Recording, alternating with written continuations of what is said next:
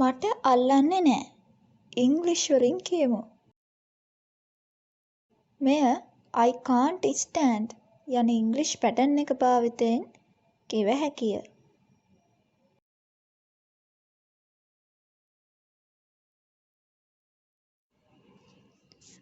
මට ඔයාව රුස්සන්නේ නෑ. I can't stand you. මට මේ දේවල් රුස්සන්නේ නෑ. I can't stand these things. මට එදා සලකු පිවිදිය රුස්සන්නේ නෑ.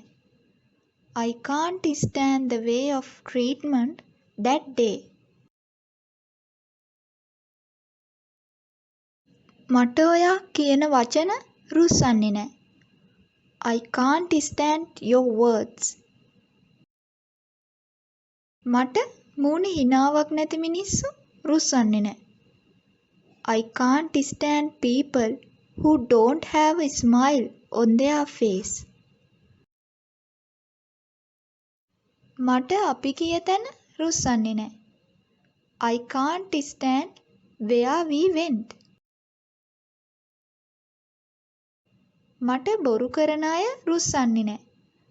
I can't stand people who lie to me.